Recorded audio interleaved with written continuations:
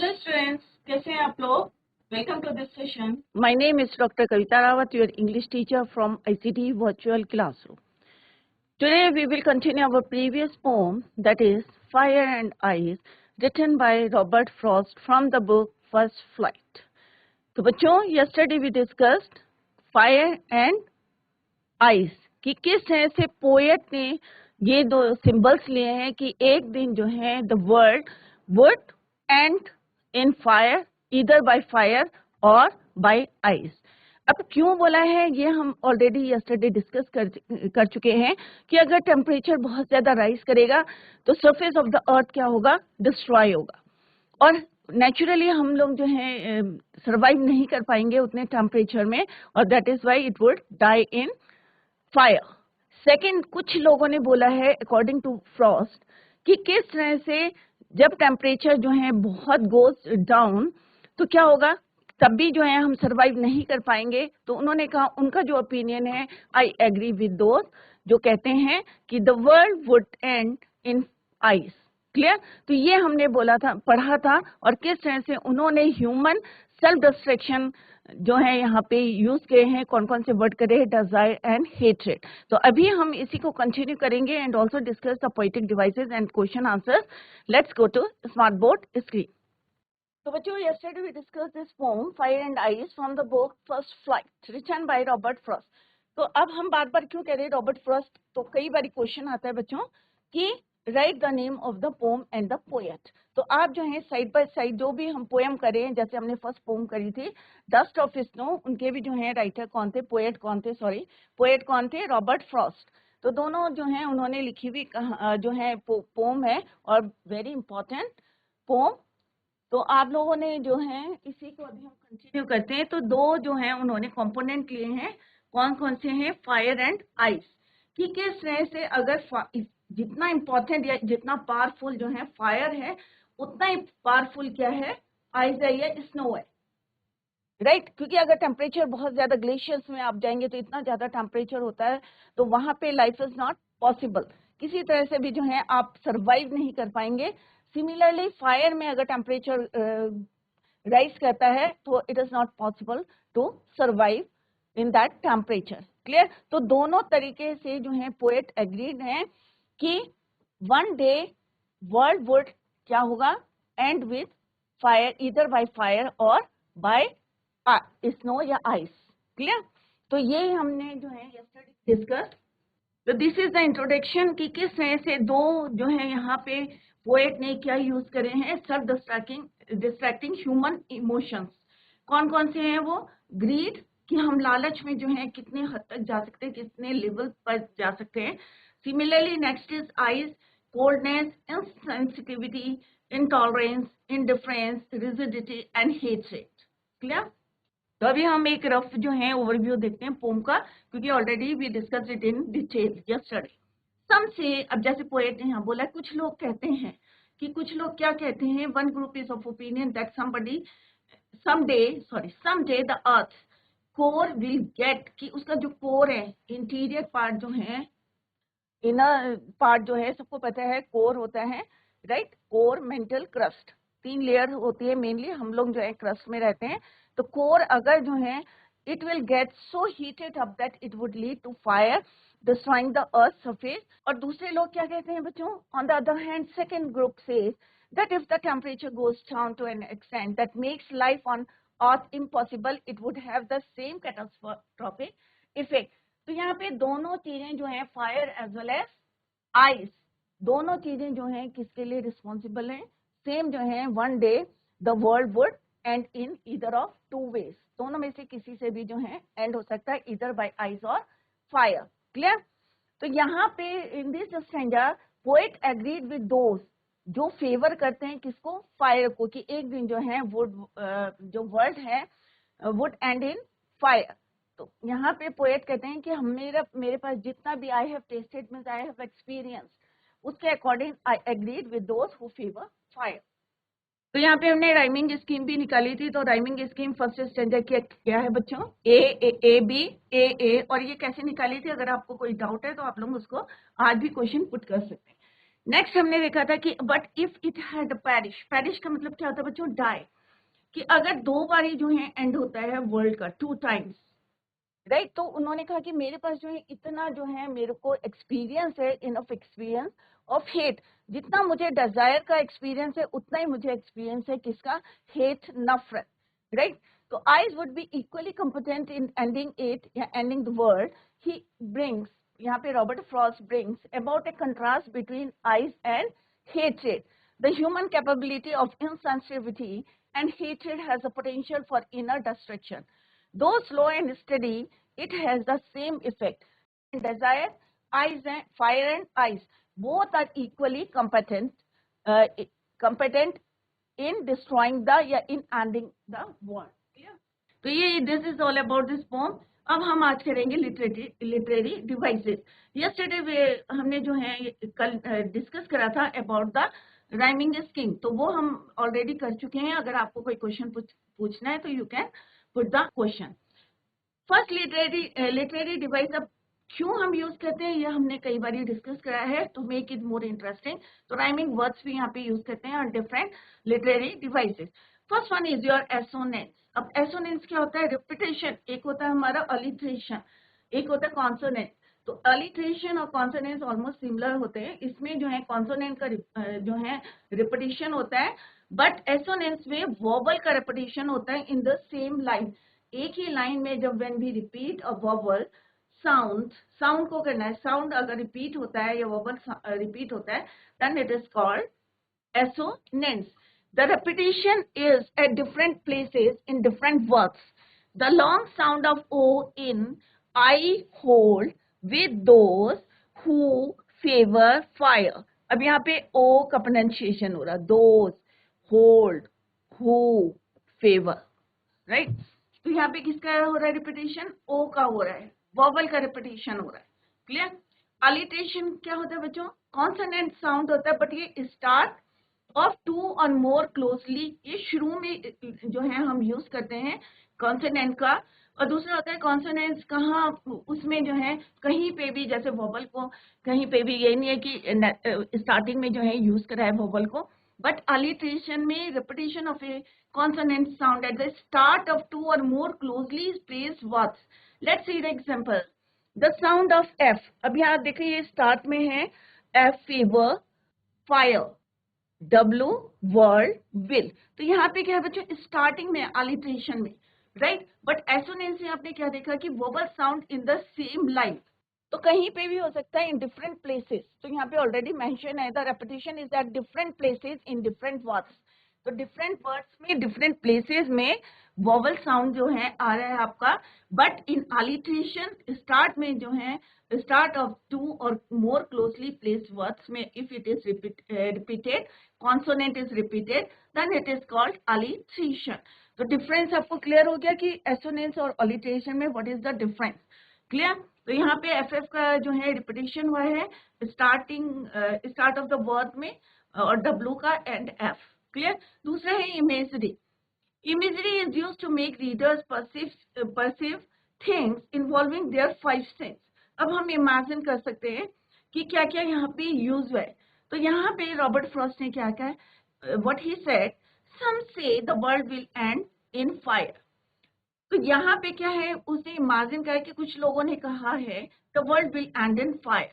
To say that for distraction ice is also great anaphora, great. अब यहाँ पे imagination, अब नेक्स्ट इज योर एनाफोरा। तो imagery क्या है, imagery is used to make readers perceive things involving their 5 senses. जैसे कुछ लोगों ने बोला है the world will end in fire, कुछ ने क्या बोला है to say that for destruction ice is also great. तो दोनों में जो है हम इमेजिन कर सकते हैं कि फायर से जो है किस तरह से वर्ल्ड का एंड होगा, या आइज इतना टेम्परेचर डिक्रीज होगा कि कोई भी जो है वी कांट सर्वाइव, क्लियर। तो दिस इज कॉल्ड इमेजरी। दूसरा है anaphora, the repetition of a word or expression at the start of 2 और मोर कॉन्सिक्यूटिव लाइन्स। 2 लाइन्स में जो है सेम रिपीटेशन होता है, then it is called anaphora. सम से is repeated at the start of lines 1 and 2। तो अभी आप अगर पोम देखेंगे तो दिस वर्ड सम से ये फ्रेज जो है रिपीट हुआ है कॉन्जिक्यूटिव लाइन्स में, तो that is why it is anaphora. Clear? तो अलिट्रेशन यहाँ sorry literary devices use. Clear? तो एनाफोरा क्या होता है बच्चों? The repetition of a word or expression at the start of two, ये नहीं है बीच में नहीं देखना आपको, स्टार्ट में दो कॉन्जिक्यूटिव लाइन है one by one, if it is used, the word is used or repeated, then it is called anaphora, right? जैसे अभी हमने पोम में देखा था कि फर्स्ट टू लाइंस जो हैं यहाँ पे ऑलरेडी मेंशन्ड है, one two first and second line, तो यहाँ पे जो है वर्ड सम से is repeated, that is why it is anaphora. Next is your personification. अब पर्सोनिफिकेशन क्या होता है बच्चों? अगर हमारी जो है ह्यूमन क्वालिटीज है, अगर हम उसको नॉन लिविंग थिंग्स के लिए यूज करते हैं या कोई एनिमल के लिए यूज करते हैं, then it is called personification. हम पर्सोनिफाइड कर रहे हैं उसको। Personification is to give human qualities to inanimate objects. In these poems, fire and ice are capable of destruction. अब यहाँ पे क्या यूज करा है कि फायर और आइस को किसके लिए यूज करा है? डिस्ट्रक्शन के लिए। Thus, the poet personifies fire and ice by giving them mind and power to destroy anything. तो mind and power क्या है बच्चों? ह्यूमन क्वालिटीज है। तो ये क्वालिटीज को उसने अप्लाई करा है नॉन लिविंग थिंग्स के लिए, फायर एंड आइस के लिए, that is why this is called your personification, कि ह्यूमन क्वालिटीज को अप्लाइड करा है किसके लिए? Fire and ice, non living things के लिए। तो नॉन लिविंग थिंग्स या एनिमल्स के लिए हम यूज करते हैं, then it is called personification, but here it is used for non-living things, fire and ice. Clear? तो कौन कौन सी दो ह्यूमन क्वालिटीज को हमने यहाँ पे पोएट ने पर्सोनिफाइज करा है for fire and ice, that is mind and power. Clear? Next is your enjambment. अब एन्जैपमेंट क्या होता है बच्चों? इट इज डिफाइंड जब हम कोई पंक्चुएशन मार्क नहीं यूज करते, अगर हम पोम में कोई punctuation mark is not used और कंटिन्यूएशन में रहती है, then it is called enjambment. It is defined as a thought or clause that does not come to an end at a line break, rather it moves over to the next line. जब continuation में रहता है, जैसे यहाँ पे from what I have tasted of desire, यहाँ पे देखो बच्चों कोई punctuation mark is not used here और कंटिन्यूएशन में, तो that is why it is called your enjambment. तो आप लोग जो है घर में पूरी पोम को देखें और कहाँ पे देख आप लोग जो है देख सकते हैं कौन सा poetic devices used in that poem. Clear? तो अगर आपको कोई क्वेश्चन पूछना है लिटरेरी डिवाइस में, तो you can ask a question. तो यहाँ पे कौन कौन से literary devices are use? Assonance, alliteration, imagery, anaphora, personification, enjambment. Clear? तो अगर कोई क्वेश्चन पुट करना है तो आप लोग पुट कर सकते हैं। Next is the summary of this poem fire and ice. Robert Frost's poem fire and ice is a strong symbolic poem. क्यों है सिंबॉलिक? क्योंकि यह fire is used as the emotion of desire, जैसे हमने अभी पढ़ा था कि इमोशन ऑफ डिजायर के लिए यूज हुआ है, and ice that of hatred. Ice किसके लिए यूज हुआ है? हेट्रेड के लिए। He has used the idea of two groups. अब यहाँ पे दो ग्रुप्स हमने यूज करे हैं पोएट ने, जैसा हमने already discuss, who have their own possible explanation, क्योंकि सबके जो है अपने अपने ओपिनियन हो सकते हैं, तो यहाँ पे डिफरेंट जो है एक्सप्लेनेशन है by two groups for the end of the world. One is opinion, एक ओपिनियन क्या है? Fire alone. तो आप लोग जो है समरी पढ़ेंगे तो आपको और भी जो है क्लियर हो जाएगा that fire alone can destroy. Fire जो है अकेले जो है इतना पावरफुल है, can destroy each and every possibility of life on earth. तो आग लग जाती है तो आपको पता ही है कि कितना डिस्ट्रक्शन होता है, ऑलरेडी सभी को पता है। वाइल द अदर थिंग्स, और दूसरा ग्रुप क्या सोचता है that if ice as a result of extremely low temperatures could cover the earth surface, it would lead to the end. क्योंकि हमें खाने के लिए भी कुछ नहीं मिलेगा, कोई ग्रेन नहीं मिलेगा, क्योंकि एवरीवेयर क्या रहेगी? बर्फ, ice, snow, would lead to the end of the world. तो बोथ द कंपोनेंट्स, दोनों कंपोनेंट्स कौन कौन से? Fire and ice are compared with the self destructing human emotions, desire and hatred. The poet is original of the opinion that he has been very closely associated with the fairy desires. And जो लोग बोलते हैं कि किसका and fire से होता है, तो फर्स्ट स्टैंजा में he agreed with those who favor fire. The poet is original of the opinion that he has been very closely associated, right? It is repeated, and considered it capable of bringing human beings on the verge of destruction. कि इतना हमारे अंदर जो grid आ जाएगा कि हम जो है एक दिन कहाँ पहुंच जाएंगे, end of the earth या destruction. Thus he considers fire as more competent for destruction, but then he thinks, पहले उसने डिसीजन लिया कि नहीं भाई I favor to, किसको agree to favor those जो बोलते हैं कि the world would end in fire. Clear? But then he thinks that I see hatred as just as capable of ruining humans. अगर हम नफरत करते हैं तो आप लोगों ने देखा होगा अगर कोई हेटरेट पे आ जाता है तो कितना लेवल पे गिरता है, दो स्लोली एंड स्टेडीली, धीरे धीरे होता है. But therefore if earth was to end twice, तो यहाँ पे पोएट ने अपने जो है ओपिनियन चेंज कर दिया. उन्होंने कहा अगर अर्थ was to end twice, अगर दो बार इसका जो है अंत होता है, एंड होता है, then ice would be just as good as fire. तो ice भी उतना ही जो है पावरफुल है कि it would be just as good as fire. If a fire would lead to rapid destruction, अगर हमारा फायर से जो है रैपिड डिस्ट्रक्शन हो सकता है तो ice would lead to silent damage, क्योंकि बर्फ जो है धीरे धीरे जो है अपना रिजल्ट देगी. बट अगर फायर लगती है तो तुरंत आपको जो है रैपिड डिस्ट्रक्शन दिख सकते हैं. बट आइस का क्या है कि स्लो धीरे धीरे चलता है बट डैमेज करता है, क्योंकि आप लोगों को पता है अगर हमारी पूरी पृथ्वी जो है कवर हो जाएगी आइस से तो it is not possible to live on the earth surface. Clear? कोई भी है, कोई भी लिविंग थिंग्स है या कोई भी नॉन लिविंग है, उसको भी कवर कर देगा तो कुछ भी नहीं बचेगा वर्ल्ड में. Similarly if the fire is pure passion, ice is pure reason. Thus the poem very artistically underpins the philosophy that we let our emotions rule us, and if don't control them, they will surely bring us all the words of chaos. Poet ने बताया कि अगर हम अपने emotions को, जैसे यहाँ पे कंपेयर करा हेट्रेड एंड डिजायर, अगर हम अपने इमोशंस को कंट्रोल नहीं करते, if you don't control them, किन के लिए बोला है? Desire and hatred. They will surely bring us all the words of chaos. तो कुछ भी नहीं बचेगा. केओस का मतलब होता है डिसऑर्डर हो जाएगा, कोई भी सिस्टम नहीं रहेगा. तो its pronunciation is chaos, right? तो this is the summary of this poem. अब बच्चों एग्जाम में जो क्वेश्चंस आते हैं, अभी आप लोगों से भी पूछेंगे कि फायर एंड आइस, एक एक्सट्रैक्ट आता है एग्जाम में और उससे रिलेटेड क्वेश्चंस आते हैं, तो आप लोगों को उसके आंसर दें. तो फर्स्ट है some say the world will end in fire, some say in ice. From what I have tasted of desire, I hold with those who favor fire. तो एग्जाम में अगर इस टाइप के एक्सट्रैक्ट आते हैं तो कोई बच्चा छोड़ के नहीं आएगा. It is very easy. आपको ज्यादा लेंथी आंसर नहीं देने, टू द पॉइंट आंसर देना है आपको.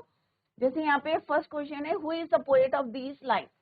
तो किसी बच्चे को आंसर आता है तो आप लोग बता सकते हैं पोएट कौन है इस पोम का.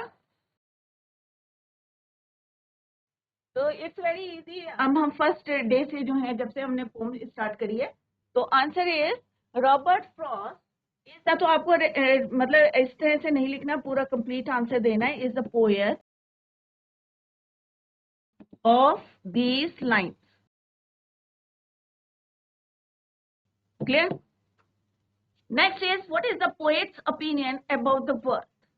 अब उसकी ओपिनियन क्या है बच्चों? तो फर्स्ट स्टैंजा में क्या बताया था, क्योंकि this is your first stanza, तो आपको पूरी पोम से आंसर्स नहीं देने हैं. आंसर किससे देने? फर्स्ट स्टैंजा से. तो किसी बच्चे को पता है कि उसका क्या ओपिनियन है फर्स्ट वाले से, फर्स्ट स्टैंजा से? What is poet's opinion about the world end in fire या end in ice? GIC Chintoli, mike लेके आप लोग आंसर दे सकते हैं. The world will end in, किसमें एंड के लिए बोला है उन्होंने फर्स्ट स्टैंजा में? किसके साथ ही agreed? The world will end in, किसमें होगा? आइस में या फायर में? फर्स्ट स्टैंजा में क्या डिस्क्राइब किया है उन्होंने? तो इट्स वेरी सिंपल बच्चों. According to the poet the world will end in fire. तो यहाँ पे फायर का ही है फर्स्ट स्टैंजा, तो that is very answer is fire. Only in one word में आपको आंसर देना था. It is very easy. What is the contradictory opinion of the public? अब पब्लिक ने जो contradictory opinion दिए थे वो क्या है बच्चों? The contradictory opinion of the public is the debate whether the world will end in, क्या बोला था उन्होंने? एक ग्रुप ने बोला था the world will end would end either by ice or fire. तो यही जो है contradictory था. Opinion of the public is the debate whether the world will end in fire or ice. कुछ नहीं बोला था फायर से एंड होगा, some say it will end in ice. How are ice and fire similar to each other though they have contradicted traits. कैसे दोनों जो हैं सिमिलर हैं? तो किस वजह से सिमिलर है? क्योंकि दोनों की पावर क्या है? दोनों पावरफुल हैं to destroy everything in the world. दोनों उतने ही पावरफुल हैं, जितना आइस है उतना ही जो है फायर है. That is why both are similar. तो both ice and fire similar in the sense that both of them would destroy everything in the world. कि दोनों जो हैं इतने इक्वली पावरफुल हैं, इक्वली जो हैं कॉम्पिटेंट हैं, इक्वली पावरफुल हैं टू डिस्ट्रॉय द अर्थ और डिस्ट्रॉय द वर्ल्ड. क्लियर? तो सिंपल सा अगर अभी बच्चों से क्वेश्चन पूछ रहे हैं तो फायर एंड आइस, तो सिंपल सा यहाँ पे मैं आपको एक फ्लो चार्ट में कुछ पॉइंट्स बता रही हूँ. दे आर वेरी इजी, तो इसको अपने माइंड में रखें. Fire and ice poem is written by Robert Frost. तो इसको जो है फ्लो चार्ट बता रही हूँ मैं आपको, तो इसको लर्न करें. Robert Frost. तो सिंपल सा है, पोएट का नाम हमने लिख लिया तो इट इज अंडरस्टूड हो जाएगा आपको कि fire and ice is written by Robert Frost. अब रॉबर्ट फ्रॉस्ट ने क्या बोला कि कुछ लोग बोलते हैं कंट्राडिक्टरी क्या है? The world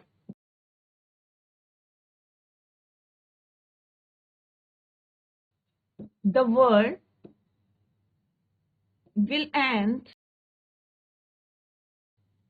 in fire or ice.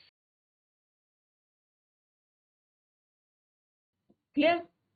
अब टू हमारे जो हैं कंपोनेंट्स कौन कौन से हैं बच्चों? Fire and ice. फायर और आइस. क्लियर?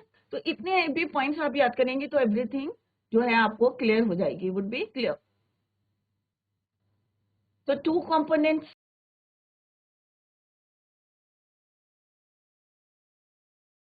तो फायर को किससे इन्होंने करा? ह्यूमन. अब यहाँ पे लिखना है आपको ह्यूमन सेल्फ डिस्ट्रैक्टिंग इमोशन. तो कौन कौन से हैं बच्चों? अगर ये वाले पॉइंट्स आप याद कर लेंगे तो it is very easy for you to learn the pome.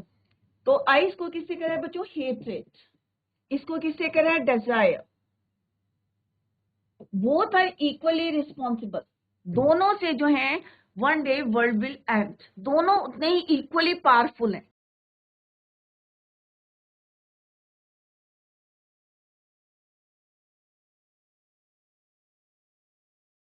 इसके लिए एंड ऑफ द वर्ल्ड.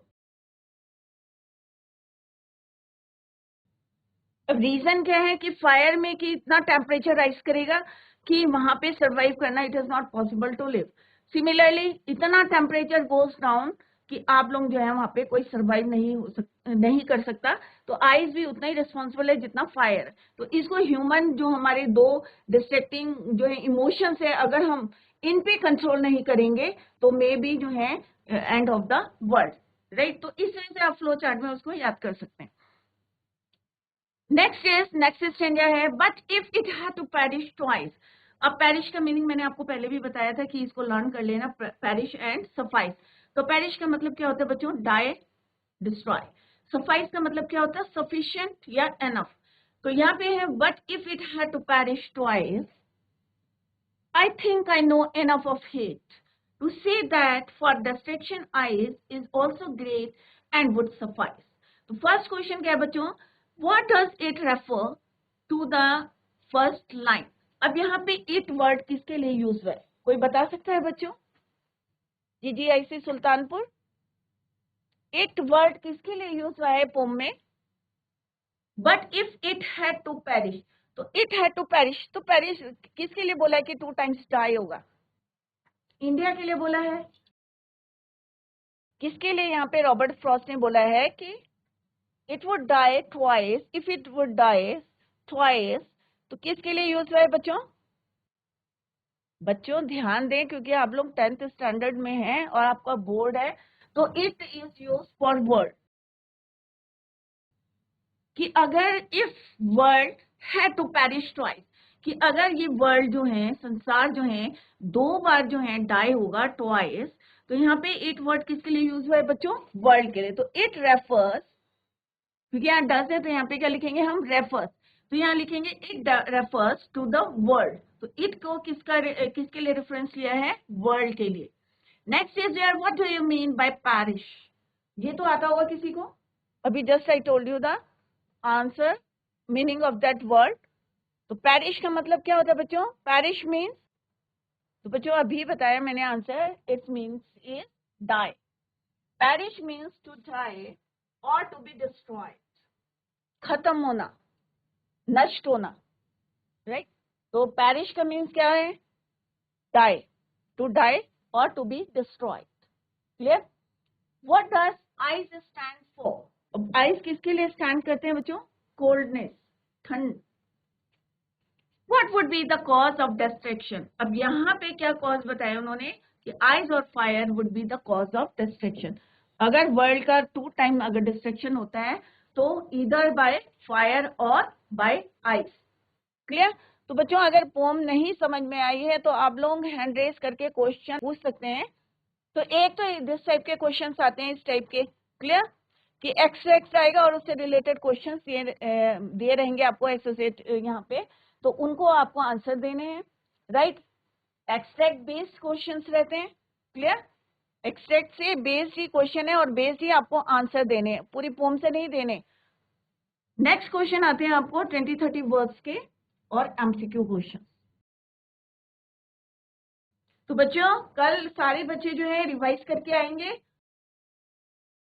तो बच्चों today we completed our poem, tomorrow we will discuss the question answers. तो सारे बच्चे revise the poem at home और यहाँ पे ज्यादा से ज्यादा बच्चे जो हैं क्वेश्चन के आंसर्स देने की कोशिश करें, क्योंकि आप लोगों का बोर्ड है।